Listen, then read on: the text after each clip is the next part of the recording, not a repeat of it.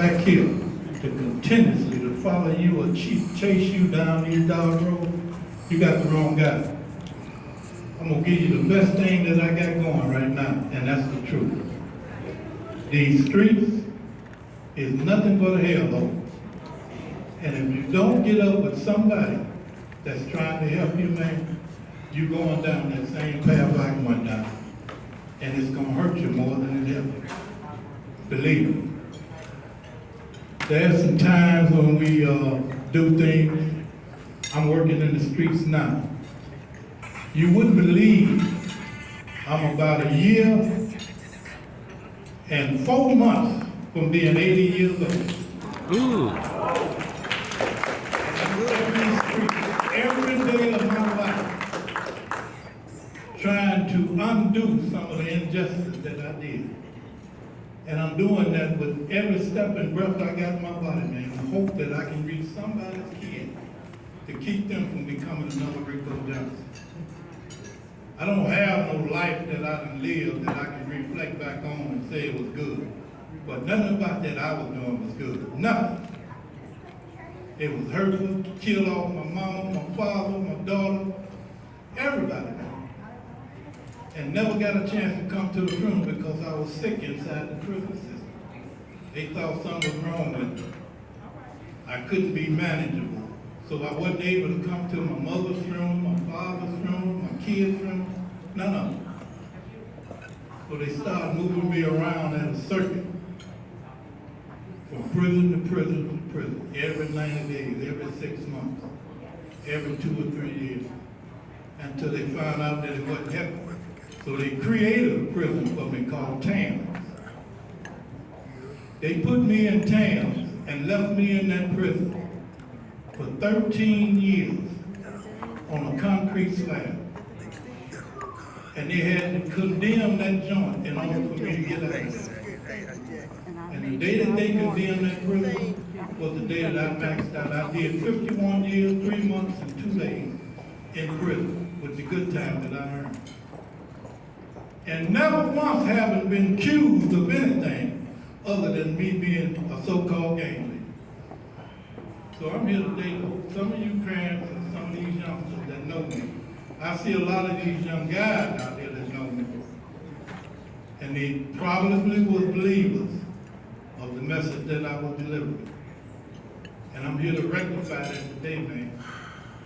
Take this step I'm taking now. Believe in that.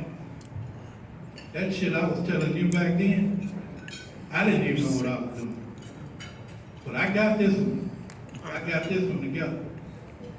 And if you ever believe in anything I'm saying, believe in what I'm doing right now with Together Chicago, Ceasefire, and the youth of America. I created an organization called Aisha's.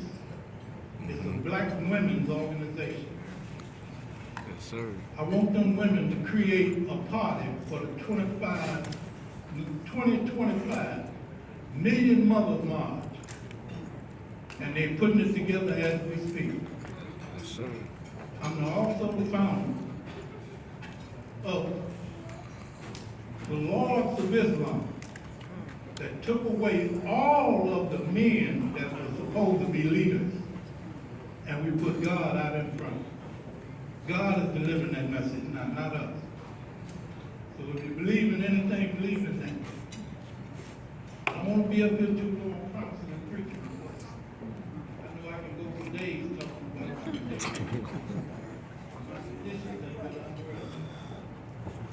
My shame is what I'm worried about. I heard a lot of they don't want to try to help us rectify that. They count whatever work you do, I'm proud of it. And I want y'all to know, I'm sorry, sister.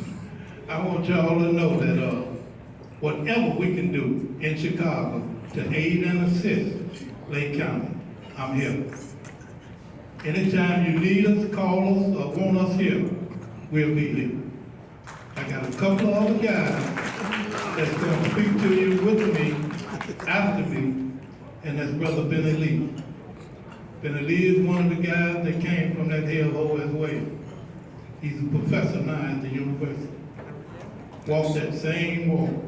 did that same thing. And I can't do enough praising for Mr. Holloman. He never even knew me until he came to the penitentiary to visit somebody. And he met me. His name is Tito Holloman. And he brought me from that prison cell to office at C5. And I've been working there for the last 11 years, every day of my life. Every day of my life.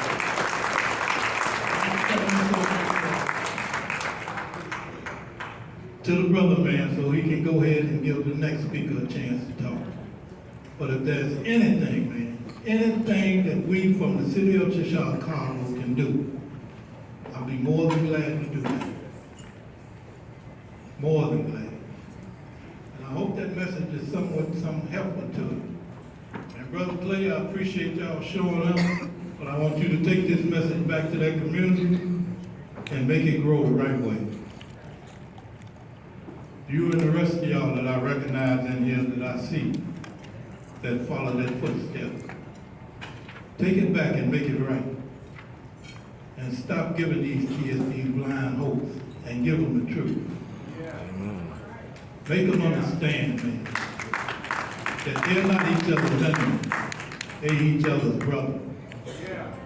And my best friend is a nigga that I thought was my enemy. I'm serious. I'm serious. Larry Hoover was somebody that I fought for many, many years and got in the penitentiary with him, and today we are best of friends. Best of friends. And I'm struggling every day of my life to try to unveil that gate on him so that he can come home and enjoy the rest of his life with his family. We haven't done nothing, man. No more than nobody else has done. What I look like doing 51 years for murder. Not that I got the right to kill nobody, but how do you know that that killer didn't do something to me? 51 years?